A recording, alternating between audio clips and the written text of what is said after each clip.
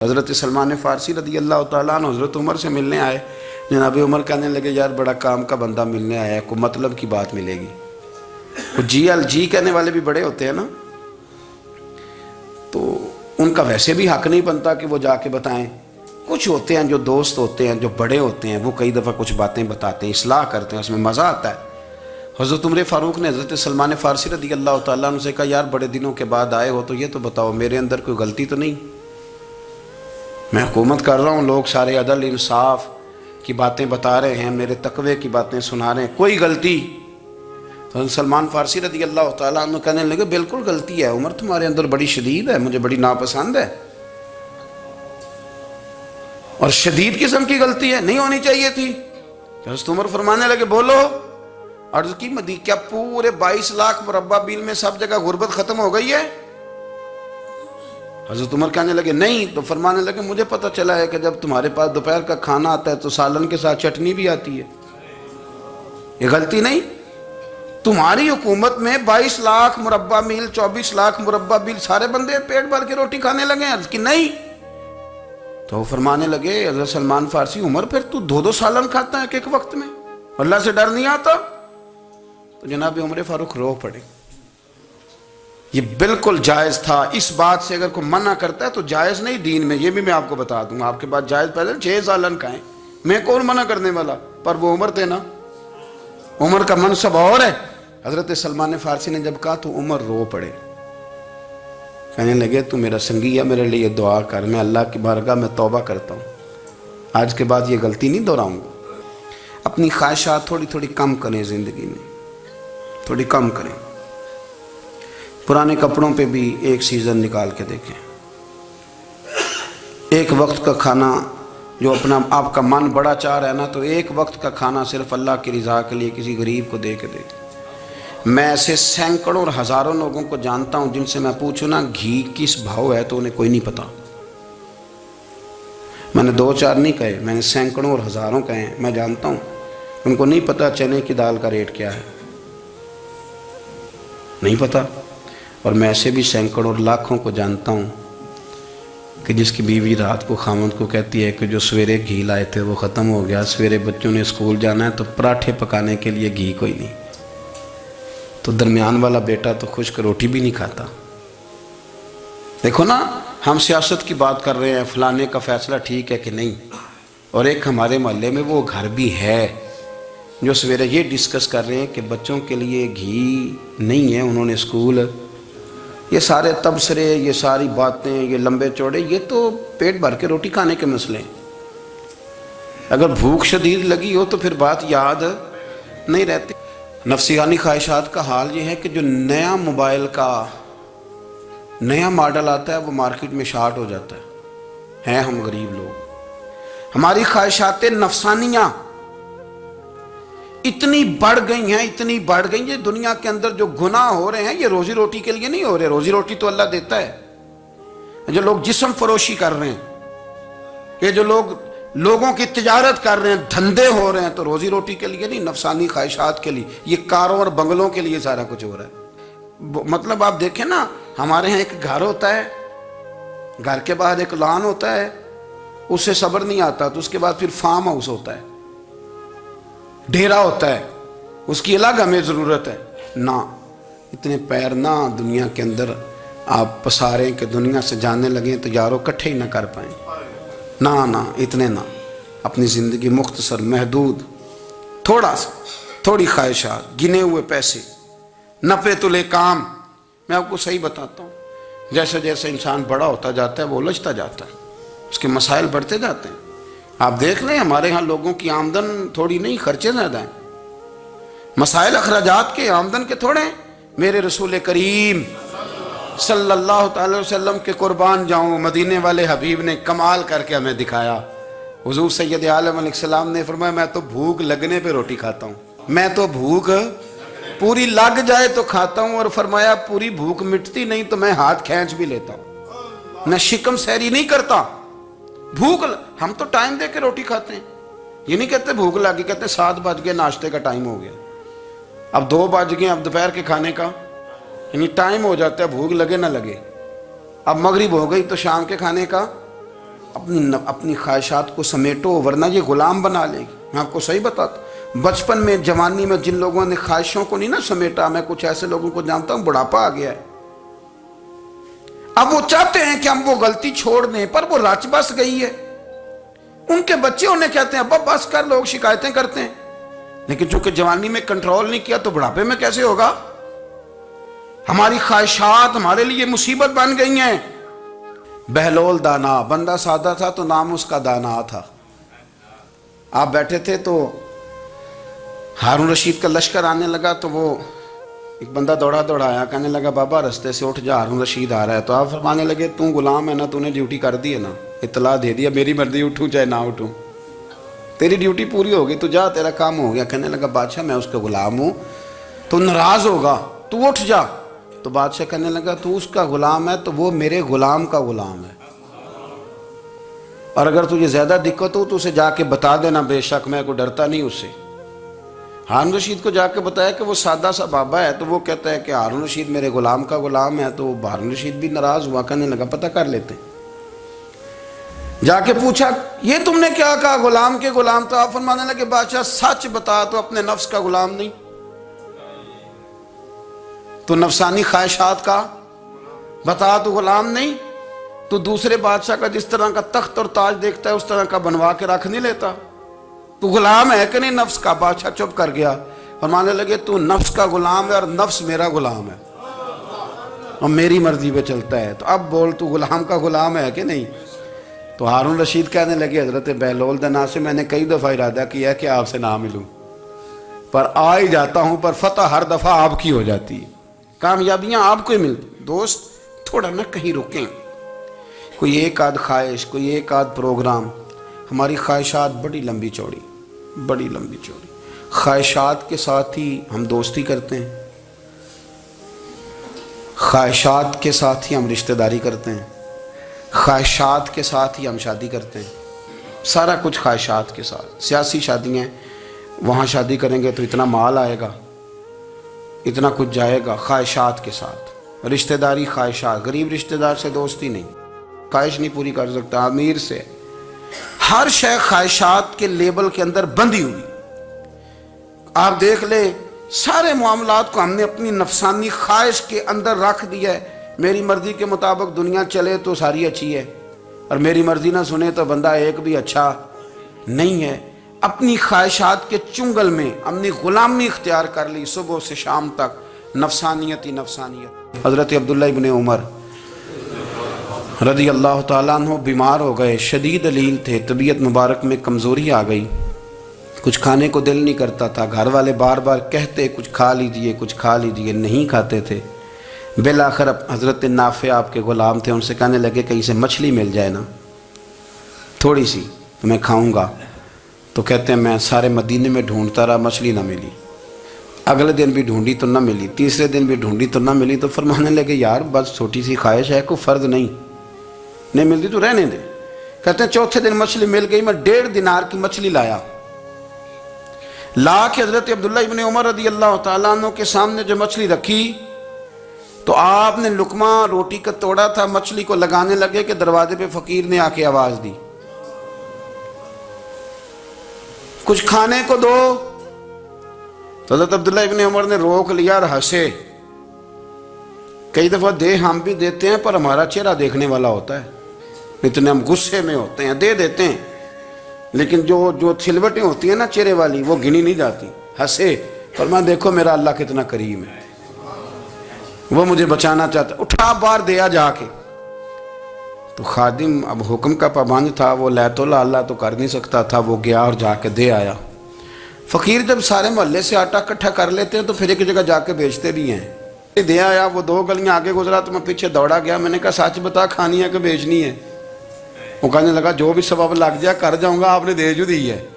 تو کہتا ہے میں نے اسے کہا کہ یہ 1.5 دینار کی میں نے خریدی تھی، اگر تو 2 دینار کی مجھے بیچ دے تو آج کل مچھلی مدینے میں مل نہیں رہی، تو میں اپنے آقا کو دے دوں گا، وہ یہی کھائیں گے، بیمار ہیں۔ تو کہنے لگا جی بسم اللہ، مجھے کیا اعتراض ہے، 2 دینار مل رہے ہیں، 1.5 کی مچھلی، اور 1.5 کی بھی کسی نے نہیں خریدنی تھی، اب تو پک گئی۔ فرماتے میں نے 2 دینار اس کو تھمائے، وہ مچھلی اس سے خریدی اور خرید کر کے میں لایا، لا کے حضرت عبداللہ ابن عمر کے سامنے دوبارہ رکھی تو فرمایا یہ کیسے آ گئی؟ میں نے کہا حضور 1.5 کی خریدی تھی اور پھر فقیر کو دے دی، اب اسی سے میں 2 دینار کی خرید کے لایا ہوں، آپ قبول فرمائیں۔ تو فرمانے لگے تم نے اچھا نہیں کیا، اب اس طرح کرو 2 دینار بھی اسے دیا اور مچھلی بھی واپس دیا۔ عرض کی حضور کیوں؟ فرمایا تم نے قرآن نہیں پڑھا؟ حضور پڑھا ہے۔ فرمایا رب فرماتا ہے لن تنالوا البر حتی تنفقوا مما تحبون، تم بھلائی کو اس وقت پہنچو گے جب اپنی پیاری چیز راہ خدا میں خرچ کرو گے۔ امام غزالی نے لکھا ہے، فرمانے لگے دیا تو وہ حضرت نافع کہتے ہیں میں دینے گیا، دے کے واپس آیا تو کچھ پریشان تھا کیونکہ مجھے بھی 4 دن ہو گئے تھے نا تلاش کرتے، تھوڑی تھوڑی طبیعت میں مایوسی تھی کہ اتنی محنت سے میں نے لایا اور آپ نے واپس کر دی۔ تو حضرت عبداللہ ابن عمر نے مجھے قریب بٹھایا، پھر مجھے تھپکی دی، فرمانے لگے پتر میں نے ویسے بھی کبھی جھوٹ نہیں بولا اور آج کل تو میں ویسے ہی بیمار ہوں، ٹائم ہی نہیں، وقت ہی نہیں، موقع ہی نہیں جھوٹ بولنے کا۔ میں تجھے سچ بتاؤں مجھے مچھلی کھا کے اتنا سکون نہیں ہونا تھا جتنی اللہ کے راستے میں خیرات کھا کے مجھے سکون ہوا۔ تو تجھے تو میری راحت سے غرض ہے نا کہ مجھے راحت کیسے ہوتی ہے، تو مجھے سکون ملا ہے راہ خدا میں دے، میں نفسانی خواہش پوری کر لیتا تو یہ میرا نفس کل پھر مجھ سے مچھلی مانگتا، پرسوں کہتا نہیں چھوٹے گوشت کی یخنی بھی چاہیے۔ ہم لوگ الجھ گئے ہیں، بہت بڑے قیدی ہیں اپنے آپ کے، بڑے قیدی ہیں، سارا دن اپنی خواہشات کی تکمیل میں بھاگے رہتے ہیں، بڑے بڑے سونے نوجوان۔ میں ان پہ تنقید نہیں کرتا، مجھے ان پہ ترس آتا ہے جب میں رات کے اندھیروں میں انہیں ٹیلی فون لے کے چوکوں میں کھڑے دیکھتا ہوں تو مجھے رحم آتا ہے۔ میں کہتا ہوں دیکھو نفس کی خواہش کے پیچھے یہ کیا مثلاً آخر کیا ہے اس میں؟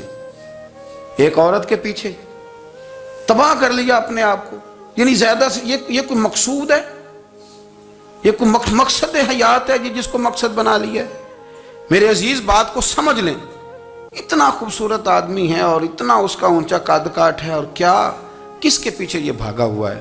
بڑا سمجھدار، دانشور، عقل مند آدمی، ذی روح بندہ، لیکن اس کا سٹیٹس آپ یہ ملاحظہ کریں کہ وہ 20-40 ہزار کی خاطر جھوٹ بولتا ہے، دھوکہ دیتا ہے، فریب اور فراڈ کرتا ہے۔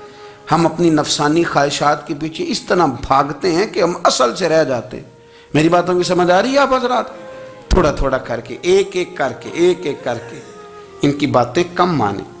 وہ ضروری تو نہیں نا کہ سویرے ناشتہ بازار سے اپنی مرضی کا تگڑا کیا ہے، بازار سے لا کے پوڑیاں چنے بہترین کھائے، اور پوڑیاں چنے ابھی کھائے نہیں، شاپر میں ڈالے ہوئے ہیں اور وہ لے کے ابھی آ رہا ہے، تو ساتھ ہی رستے سے گوشت بھی چھوٹا اچھا لگا تو 2 کلو وہ بھی لے آئے کہ پوڑیاں چنے کھاؤں گا اور دوپہر کے لیے گوشت پکاؤں گا۔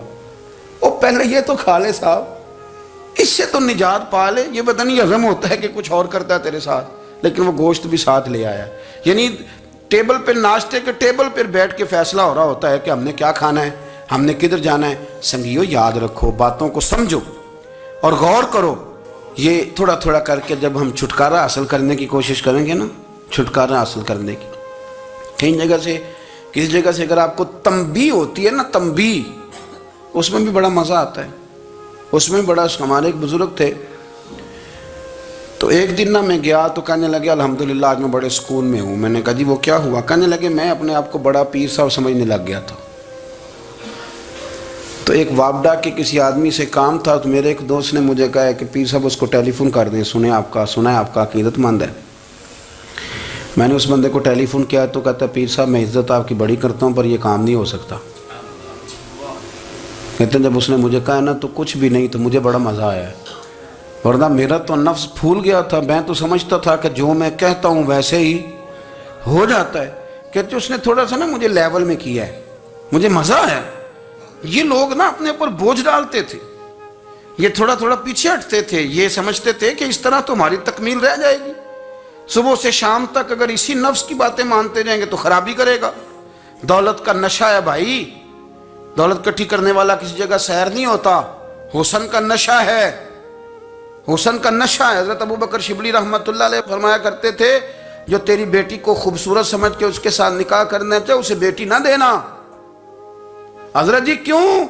فرمایا حسن تو تھوڑے دن کے بعد ختم ہو جائے گا، پھر وہ اس کی قدر نہیں کرے گا، وہ تو کہیں اور منہ مارتا پھرے گا۔ حضرت ابو بکر شبلی رحمۃ اللہ تعالیٰ علیہ کی بیٹی خوبصورت تھی، ایک نوجوان کہنے لگا میرا نکاح کر دیں۔ آپ فرمانے لگے پتر تو 1 مہینے کے بعد آنا کر دوں گا۔ بڑی موٹی تازی خوبصورت صاحبزادی، تو حضرت نے اسے دوائی کھلائی، اسے پخانے لگ گئے، جو پخانہ کرتی ایک مٹکے میں سنبھال دیتے۔ تھوڑا وقت گزرا تو وہ ہڈیوں کا پنجر بن گئی، مہینے بھر میں دست اتنے آئے کہ کمزور ہو گئی۔ تو ابو بکر شبلی ایک مہینے کے بعد نوجوان کو بلایا، فرمایا ادھر آ تیرا نکاح کروں۔ بچی دکھائی تو وہ کمزور بستر پہ پڑی، فرمایا شادی کر، کہنے لگا اس سے نہیں میں نے کرنی۔ فرمایا یہ وہی ہے؟ کہنے لگا جی نہیں۔ فرمایا تو کہتا تھا مجھے عشق ہے، کدھر گیا تیرا عشق؟ کہنے لگا حضرت صاحب آپ کیسی بات کر رہے ہیں؟ فرمایا ادھر آ۔ پھر وہ مٹکا جس میں گند رکھا تھا وہاں لے گئے، فرمانے لگے تیرا اس کے ساتھ عشق تھا، یہ ہے تیرا عشق۔ فرمایا اچھا تو میں 4 دن روٹی کھلاؤں گا پھر تندرست ہو جائے گی، لیکن میں دیکھنا چاہتا تھا کہ تو میری بیٹی سے پیار کرتا ہے یا اس کے چہرے پہ آنے والی کچھ وقت کے لیے سرخی سے پیار کرتا ہے، اس لالی سے پیار کرتا ہے جو جوانی کے وقت بچوں اور بچیوں پہ آتی ہے۔ کس چیز کے دل دادا؟ یعنی کیا مطلب؟ نفس کی غلامی، سراسر غلامی، اور پلٹ پلٹ کے اور بڑے بڑے سیانے بندے چھوٹی سی خواہش کے لیے، بڑا سمجھدار آدمی، بڑا سیانا بندہ۔ میں ایک بڑے بزرگ عالم تھے، میں ایک دفعہ ملنے گیا تو پائے پکا رہے تھے، خود پائے پکا رہے تھے، تو وہ بڑے پیار کی بات ہوتی ہے نا جی، تو تامت باندھی ہوئی اور بڑی جناب خستہ حالی، اور وہ پائے پکا رہے ہیں۔ تو میں نے ان سے کہا حضرت جی پائے تو کسی اور نے بھی پکا لینے تھے، آپ بخاری لے کے بیٹھتے، چلو میری طرح کا کوئی بندہ آپ سے استفادہ بھی کر لیتا۔ اب پائے آپ لائیں گے، پھر پکائیں گے، پھر آپ کھائیں گے، تو یہ تو 24 گھنٹے آپ کسی کام میں گزر جائیں گے۔ تو یہ ایک چھوٹی سی خواہش کے لیے، میں کسی چیز کو حرام نہیں کہہ رہا، قرآن پاک کی جو آیت پڑھی ہے صرف اس کی تفسیر آپ کے سامنے عرض کر رہا ہوں۔ ہماری خواہشات ماں پالتی ہے، آپ کو نہیں پتا کتنے دکھ سہتی ہے۔ میں ان ماؤں کو جانتا ہوں جو بیٹے کے حصوں کی مار بھی اس کے ابے سے کھاتی ہیں، مار کھاتی ہیں وہ۔ ایک خاتون ہے، ایک کان سے سنتا نہیں، میرے پاس ایک دفعہ آئی، کہنے لگی 60 لگ گئی سی، کوئی دعا کر دیں یا کوئی وظیفہ پر، ڈاکٹر کہتے ہیں ٹھیک نہیں ہو سکتے۔ میں نے کہا باجی صحیح بتاؤ مسئلہ کیا ہے؟ کہنے نہیں کچھ بھی نہیں، مسئلہ کیا ہونا ہے، پتر غلط نکل آیا ہے، اس کا باپ روز مارتا ہے، آج میں آگے گئی ہوں تو اس نے ایک تھپڑ میرے کان پہ مار دیا، تو پردہ پھٹ گیا۔ مائیں مار کھاتی ہیں، لیکن وہ پتر جس کو بڑی محنت سے پالا ہے، وہ جوان ہوتا ہے تو اماں سے کہتا ہے تجھے چھوڑ دینا ہے، پر جس لڑکی سے میرا ٹیلی فون پہ رابطہ ہے اسے نہیں میں نے چھوڑنا، وہ نہیں چھوڑ سکتی، ہر شے کچل جاتا ہے وہ۔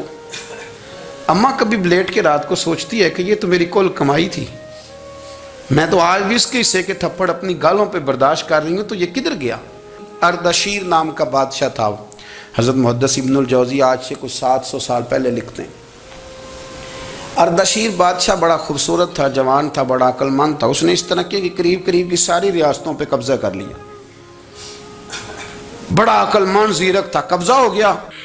ایک بادشاہ بڑا سخت تھا، اس کے ساتھ جب پنجہ آزمائی ہوئی تو اردشیر کہتا ہے اس پہ میرا قبضہ نہیں ہو رہا تھا، اور جب ہم نے ساری ریاستوں نے مل کے اس پر حملہ کیا تو ایک قلعے کے اندر قلعہ بند ہو گیا۔ اردشیر بڑا خوبصورت آدمی تھا، بڑا سمجھدار تھا، تو وہ بادشاہ قلعہ بند ہو گیا، اس نے کہا نکلنا ہی نہیں۔ اب وہ اندر بند ہے، یک بارگی حملہ کیا تو وہ بڑا بڑا قلعہ تھا اس میں بند ہو گیا۔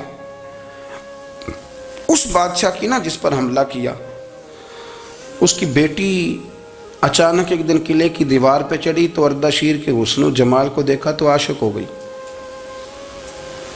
اور اپنے ہی باپ کے خلاف اسے کہنے لگی کہ اگر تو میرے ساتھ شادی کا وعدہ کرے نا تو میں تجھے رستہ بتاتی ہوں حملہ کرنے کا۔ اس نے کہا میرا وعدہ رہا، تو رستہ بتا۔ اس نے رستہ بتایا اس لڑکی نے، اور بادشاہ نے حملہ کیا تو اس کا باپ قتل کیا، اس علاقے پہ قبضہ کیا شادی کے وعدے پر۔ ہاں نفسانی خواہش بندے کو اندھا کر دیتی، نہیں سمجھ آتی اس کو میں کدھر جانا ہے، اندھا کر دیتی۔ حملہ کیا، اور جب اس لڑکی کو لے کے آیا نا اپنے محل میں، تو پہلے دن شادی کی پہلی رات تھی، تو بستر بچھایا کنیز نے، تو وہ کبھی کروٹ ادھر بدلتی کبھی ادھر بدلتی، تو بادشاہ کہنے لگا کیا ہے؟ کہنے لگی بستر میں کچھ ہے، مجھے تکلیف دے رہی۔ اس نے چراغ جلائے اور جب بستر اٹھایا تو ایک اتنا سا دھاگا نکلا۔ دھاگے سے عموماً تکلیف نہیں ہوتی، تو اس نے کہا تو اتنی نرم و نازک ہے کہ دھاگا؟ کہنے لگی میرا باپ نا میرے ساتھ اتنا پیار کرتا تھا کہ روز میرا بستر بھی خود بچھاتا تھا، اور اس نے آلہ رکھا ہوا تھا، وہ ناپتا تھا کہ کوئی پایا اونچا نیچا تو نہیں، میری بیٹی کا بیلنس سوتے وقت خراب نہ ہو جائے، اور میرے لیے گوشت اور کپڑے بھی خود پسند کر کے لاتا تھا، کھانے پینے کا خود خیال کرتا تھا۔ اردشیر کہنے لگا اچھا وہ اتنا پیار کرتا تھا، اور پھر تو نے اس کے ساتھ کیا کیا؟ کہنے لگا بلاؤ کنیزوں کو، کنیزوں کو بلایا، فرمایا اس کو اٹھاؤ اور جلاد کے پاس لے جاؤ، اسے کہو کہ اس کے بال ایک گھوڑے کے ساتھ باندھے، پیر دوسرے گھوڑے کے ساتھ باندھے، اور ایک گھوڑا ادھر بھگا دے کدھر بھگا دے، یہ جس کے باپ نے اتنا پیار کیا، یہ نفس کی اتنی غلام ہے کہ اس کی وفادار نہیں رہی تو میری وفادار کیسے بنے گی؟ جس نے اتنے نازوں سے پالا کہ دھاگا اسے برداشت نہیں۔ او یارو یاد رکھو، اگر نفس کی غلامی کرو اور بڑے بڑے وفاداروں کو چھوڑ کے غلامی کرو تو پھر کہو وفادار مل جائیں، کوئی بول اب لڑا نہ بول بیٹھی ہوندے خصم ناراض بڑ بولیاں دے، کہاں سر کھائے تے بلبل ٹھنڈ پائے، بڑے فرق نہیں سجنا بولیاں دے، جڑیاں خصماں دی وچ رضا وسن، پاگ جاگ جاندے انہاں گولیاں دے، آپ ادلیاں نو سردار پین تکے تے شرما والیاں نو چوٹے ڈولیاں دے۔ اپنے نفس کے پیچھے چلو گے تو یہ تباہی ہے۔ جب ہم نے کسی سے وفا نہیں کی تو یہ کیا امید ہوئی کہ دنیا ہم سے وفا کرے گی؟ اللہ رسول کی مرضی کے مطابق اصول پسند زندگی بنائیں، ایک ایک کر کے اپنی خواہشات سے پیچھے ہٹیں، تھوڑے پہ گزارا کرنا سیکھیں، اپنے نفس کو سمجھائیں۔ ضروری نہیں کہ روٹی ہر وقت مزے کے لیے کھائی جائے، کبھی کمر سیدھی کرنے کے لیے خشک روٹی بھی کھا کے دیکھو، کبھی سادہ کھانا اس پہ بھی اکتفا کرو، کبھی تھوڑا کھر کے اچھے طریقے سے سادے کمرے میں بھی اللہ کو یاد کر کے دیکھو۔ نفس کے پیچھے نہ بھاگیے گا، تباہی کرے گا۔ رب کریم سمجھنے کی توفیق رفیق عطا کرے۔